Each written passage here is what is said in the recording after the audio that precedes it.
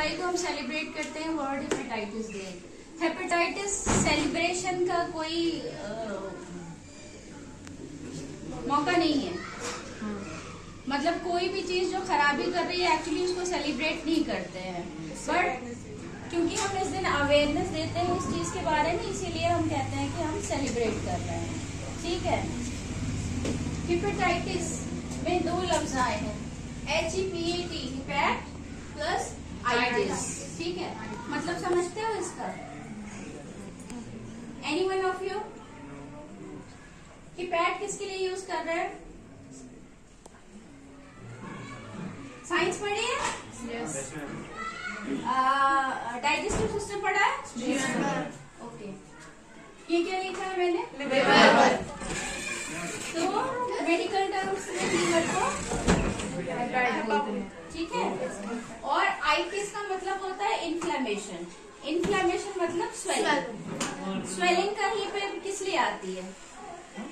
कोई जख्म लग जाए तो स्वेलिंग होती है, कोई इन्फेक्शन हो जाए तो स्वेलिंग होती है।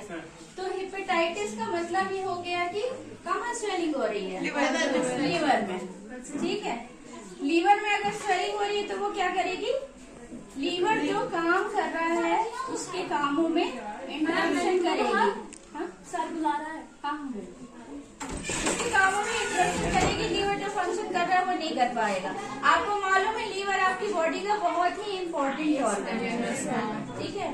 सबसे पहले जो इम्पोर्टेंट ऑर्गन है वो क्या है? ब्रेन, जो पूरी बॉडी को कंट्रोल करता है। ब्रेन है नर्वस सिस्टम। ठीक है। उसके बाद लीवर एक मेन इम्पोर्टेंट ऑर्गन है जो आपकी बॉडी के बहुत सारे फंक्शंस को मॉनिटर एंड कंट्रोल करता है। क्या क्या करता है? डिटॉक्सिफिकेशन। डिटॉक्सिफिकेशन का मतलब समझते हो? सॉरी, आराम से बिंदास होके बोलो। ये कोई एग्जाम नहीं हो रहा कि मैं मार्क्स काट लूंगी। डिटॉक्सिफिकेशन का मतलब जो टॉक्सिक एलिमेंट्स हैं आपकी बॉडी में, ठीक है, उनको बॉडी से बाहर निकालना। ठीक है। या उनको ऐसे फॉर्म में कन्वर्ट करना कि वो आपकी बॉडी को नुकसान न पहुंचाए। ठीक है। लेड है, मरकरी है, ये सब बॉडी में चले जाते हैं ना, मतलब पॉल्यूशंस जो हैं, पॉल्यूटेड्स जब बॉडी में जाते हैं तो इनको बॉडी से बाहर निकालना जरूरी है ना, अदरवाइज ये क्या करेंगे? हमारी बॉडी को डैमेज करेंगे। सेकेंड है metabolism of fat, protein and carbohydrate. Metabolism पढ़ा है ना? मेटाबॉलिज्म में किन दो चीजों से होता है? हाँ सुनिए बेटा, बहुत इम्पोर्टेंट कुछ बता रही हूँ जो आप बाद में, जो आपको कोई बताने आएगा नहीं।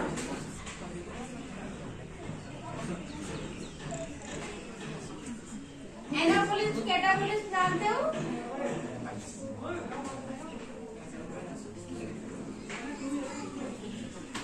एनाबॉलिज्म का मतलब होता है कोई चीज बनाना। कैटाबॉलिज्म का मतलब होता है कोई चीज तोड़ना। इन दोनों चीजों को, प्रोसेस को मिला के मेटाबॉलिज्म बोलते हैं। ठीक है। जैसे फैट, प्रोटीन एंड कार्बोहाइड्रेट, अगर इनकी सिंथेसिस हो रही है तो वो क्या हुआ? एनाबॉलिज्म। ये वही अगर इसका उल्टा हो रहा है कि प्रोटीन या फैट को हम तोड़ के एनर्जी के फॉर्म में या किसी और चीज के फॉर्म में रिलीज कर रहे हैं तो वो क्या हो गया? मेटाबॉलिज्म हो गया। तो ये एक बहुत मेजर फंक्शन है बॉडी का जो कि लीवर परफॉर्म करता है। अगर वो ये नहीं करेगा मेटाबॉलिज्म, ना हमारी बॉडी को कोई एनर्जी मिलेगी, ना हमारी बॉडी काम कर पाएगी। आपको पता है आपकी body cells, tissues, organs in सबसे मिलकर बनी हुई है, और जो सेल्स, टिश्यूज, ऑर्गन है इनको अपने सारे काम करने के लिए एनर्जी की जरूरत होती है। वो कहाँ से आती है? जो हम खाते हैं, जो हम न्यूट्रिशन लेते हैं। न्यूट्रिशन में जो प्राइमरी सोर्स ऑफ एनर्जी है वो कार्बोहाइड्रेट होता है। ठीक है। कार्बोहाइड्रेट के बाद फैट और प्रोटीन। ठीक। तो लीवर क्या करता है? लीवर इसके मेटाबॉलिज्म में मदद करता है। Third, production of bile. ठीक है। बाइल यस एग्जैक्टली, ये किस चीज में हेल्प करता है? डाइजेशन। ठीक है। और फैट के मेटाबॉलिज्म में, फैट के डाइजेशन एंड एब्जॉर्प्शन में मदद करता है। इसका प्रोडक्शन कौन कर रहा है? लीवर। लीवर नहीं होगा तो digestion and absorption of fat नहीं हो पाएगा और डाइजेशन भी प्रॉपरली नहीं हो पाएगा, क्योंकि स्टमक में कैसा इन्वायरमेंट है? एसिडिक। HCl सिक्रीट होता है। ये सब कुछ याद है या मैं यूं ही बोले जा रही हूँ? याद है ना आप लोगों को? और फिर जब इंटेस्टाइन की तरफ खाना आता है तो मीडियम कैसा चेंज हो जाता है? एल्केलाइन, है ना? Acidic and alkaline. तो बाइल की वजह से एल्केलाइन मीडियम। अगर सही मीडियम नहीं होगा तो जो केमिकल्स होते हैं वो काम नहीं करेंगे, है ना? उनको काम करने के लिए सही टेम्परेचर, सही मीडियम की जरूरत होती है। Next, production of immunoprotein and cholesterol. ठीक है, इम्यूनोप्रोटीन क्या करते हैं? जैसे WBC होते हैं, व्हाइट ब्लड सेल्स है ना, microphages, macrophages, different specialised cells होती हैं जो अगर आपकी बॉडी के अंदर कोई इन्फेक्शन या कोई इन्फेक्टिव ऑर्गेनिज्म आ गया है तो उसको डिस्ट्रॉय करते हैं। तो ऐसे प्रोटीन की सिंथेसिस कौन कर रहा है? लीवर। और क्या सिंथेसाइज कर रहा है? कोलेस्ट्रॉल। कोलेस्ट्रॉल ऐसे सुनने में लगता है कि बड़ा खराब सा है ना? कहते हैं ना हाई कोलेस्ट्रॉल हो गया, बीमार हो गए। कोई भी चीज, बेटा आप बार बार हंसो नहीं, आप डिस्टर्ब नहीं करो क्लास को। कोलेस्ट्रॉल कोई भी चीज सही तादाद में बॉडी के अंदर होना जरूरी है। अगर उसकी कमी हो रही है या उसकी ज्यादती हो रही है तो अल्टीमेटली वो नुकसान पहुंचाएगा। ठीक है, तो कोलेस्ट्रॉल भी इसी तरीके से एक तादाद में हमारी बॉडी के लिए बहुत जरूरी है। स्पेशली ब्रेन और जो नर्व्स होती हैं उनके ऊपर की जो लाइनिंग होती है उसमें ये कोलेस्ट्रॉल बहुत काम में आता है। तो अगर इसकी कमी हो जाएगी तो वो भी नुकसान देगी, लेकिन ज्यादा भी नहीं होना चाहिए। और जो सेल मेंबर्स ब्रेन्स होती हैं उसमें भी, उसकी सिंथेसिस में भी इसका रोल होता है। Management of blood sugar. हमने चीज खाई, ठीक है, जो कुछ भी खाया खाना, अल्टीमेटली किस में चेंज हुआ? ग्लूकोज में। ठीक है, ग्लूकोज क्या कर रहा है? ग्लूकोज ब्लड में शुगर का लेवल बढ़ा, मतलब जब हम खाना खा रहे हैं तो एकदम से हमारे ब्लड में शुगर का लेवल बढ़ रहा है, मानी ग्लूकोज का लेवल बढ़ रहा है। ठीक है, अब अगर जितनी हमारे ब्लड में नॉर्मल जो रेंज है वो 80 to 120 mg/dl होनी चाहिए, अगर वो उससे ज्यादा है तो क्या करेगी? खराबी करेगी, सेल्स, टिश्यूज, सेल्स सबको नुकसान पहुंचाएगी। तो लीवर क्या करता है? जो एक्स्ट्रा शुगर होती है उसको अपने अंदर स्टोर करता है। इस तरीके से ये ब्लड शुगर को मैनेज करता है, लेकिन ये भी एक हद तक कर पाएगा। अगर बहुत जरूरत से ज्यादा हो गया तो ये वो चीज नहीं कर पाएगा, उसके अलग फिर इफेक्ट्स होंगे। आ जाओ बच्चों, इम्यूनिटी आ जाओ। हेलो, लीवर में एक सेल्स होती है जिसको कुफर सेल्स बोलते हैं। ठीक है, ये क्या करती है? ये बैक्टीरिया, वायरसेस वगैरह अगर बॉडी के अंदर एंटर हो गए तो उसको खा के खत्म कर देती है, उसको फेगोसाइटोसिस बोलते हैं। Elimination of waste. जो भी वेस्ट प्रोडक्ट्स बॉडी में बने हैं, सारे नहीं कुछ, ठीक है, जैसे आपको पता है जो आपकी रेड ब्लड सेल्स होती है उसका लाइफ स्पैन कितना होता है? पता है? Red blood cells, circulatory system पढ़ा है? Red blood cells, circulatory system पढ़ा है? सर्कुलेटरी सिस्टम में क्या क्या होता है? और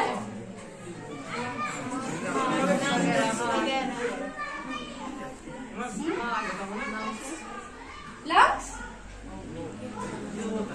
Lungs is a part of pulmonary circulation, yes, to some extent. Blood vessels हैं, veins हैं, arteries हैं, blood है, ये सब part of है ना circulatory system. तो जो red blood cells है उसका क्या काम होता है? ऑक्सीजन। यस, आपके सेल्स एंड टिश्यूज को ऑक्सीजन प्रोवाइड करना। ठीक है, इसका एक लाइफ स्पैन होता है, जैसे ये पेड़ पौधे और हम लोग है ना जिंदा है फिर मर जाएंगे, ठीक, ऐसे ये भी 120 डेज बाद मर जाती है। अब जो मरी हुई है वो बेनिफिशियल है? नहीं, तो क्या करेंगे, उनको बॉडी से बाहर निकालना है, ठीक है। तो जो डेड आरबीसीज होते हैं उनको वेस्ट मटेरियल होती है, उसका भी एलिमिनेशन लीवर करता है। और बिलिरुबिन प्रोडक्ट बनता है येलोइश, ठीक है। आपका जो मतलब ह्यूमन बीइंग में जो वेस्ट होता है यानी यूरिन एंड फीसेस, उसका जो कलर येलोइश कलर होता है वो इसी बिलिरुबिन की वजह से होता है, ठीक है। ये मैंने आपको क्यों बताया, हम तो हेपेटाइटिस के बारे में बात कर रहे थे, क्योंकि जब तक आप ये नहीं समझोगे कि लीवर काम क्या कर रहा है, तब तक इसके बीमार होने पे क्या फर्क पड़ रहा है बॉडी में वो कैसे समझ में आएगा, ठीक है। आप हेपेटाइटिस हो गई, लीवर बीमार हो गया, इन्फेक्शन लग गया उसको, अच्छा आप बैठेंगे, आइए सर।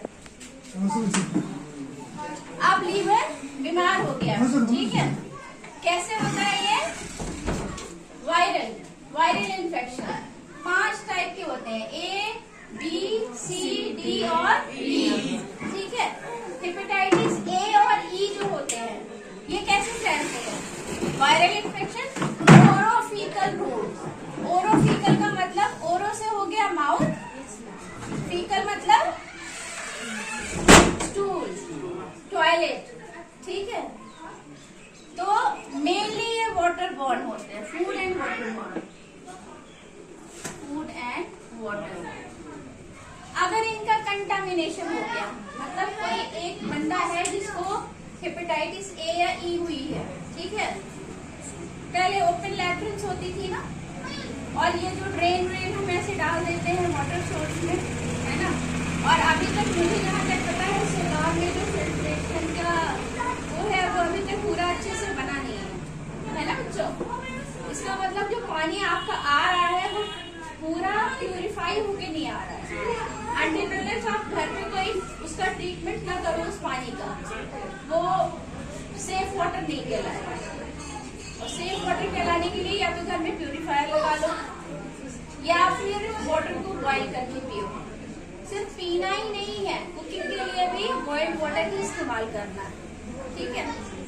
प्लस मक्खियाँ कितनी ज्यादा हो रही हैं आजकल, बहुत ज्यादा।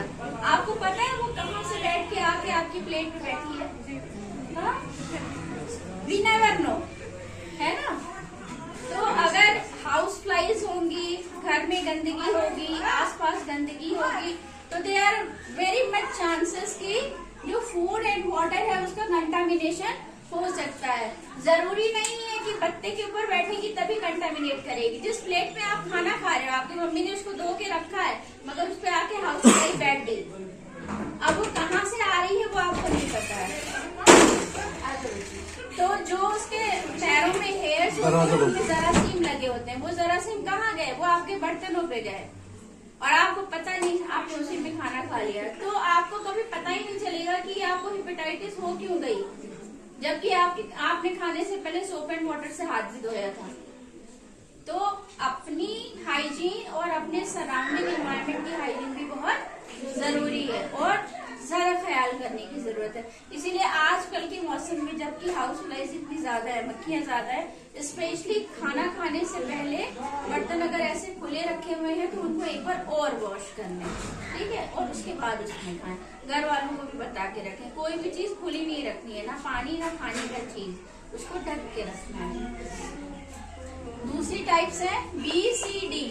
ये जो हेपेटाइटिस है ये ज्यादा खतरनाक है, ठीक है, और ये ब्लड या बॉडी फ्लूइड के कंटामिनेशन की वजह से होती है। सपोज इन्फेक्टेड पर्सन था, उसकी नीडल से कहीं टच हो गया, ये यूजुअली मेडिकल प्रोफेशनल्स को होता है, क्योंकि इंजेक्शन लगाना, ब्लड ट्रांसफ्यूजन देना, ड्रेसिंग करना, ये सारा काम कौन कर रहा है, यूजुअली मेडिकल प्रोफेशनल। मगर कभी कभी आप लोगों को भी हो सकता है, होता है ना। एक ही सुई से जो है, मतलब घर में है, लग रही है, किसी को घर में ट्रीटमेंट चल रहा है, नीडल और सिरिंजेस का इस्तेमाल किया गया है, ठीक है। उसके बाद क्या हुआ, अच्छा जरा ये जो भी आया घर में उनको इंजेक्शन लगाने के लिए जरा ये खोल के दे दो। रैपर खोला और आपने दिया, ठीक है। कभी कभी उसी को संभाल के रख लेते हैं कि ये वाला इंजेक्शन जो है 5 बार लगना है। होता है ना कि सेम पेशेंट पे, मतलब हालांकि ऐसे करना नहीं चाहिए कि सेम आप सिरिंज और नीडल यूज करें दोबारा, लेकिन बहुत सारे लोग हैं मतलब कभी कभी ऐसे कर देते हैं और वो आपको टच कर गया, ठीक है, प्रिक लग गया, तो इस तरह से आपको भी हो सकता है। या लापरवाही हो गई ब्लड ट्रांसफ्यूजन के टाइम पे, अच्छे से स्क्रीनिंग नहीं हुई, किसी इन्फेक्टेड पेशेंट का ब्लड जो है वो चला गया, तो उसके थ्रू हो सकता है। And body fluids, intimate contact, अगर इन्फेक्टेड पर्सन से इंटीमेट कॉन्टेक्ट हुआ है तो उसके फ्लूइड के थ्रू भी हो सकता है। सिम्टम्स क्या है? अगर हेपेटाइटिस हुआ तो होगा क्या, हमें कैसे पता चलेगा कि हेपेटाइटिस हो गया? बुखार आएगा, फैटीग, जिस्म में हिम्मत नहीं है, काम करने की हिम्मत नहीं है, ठीक है।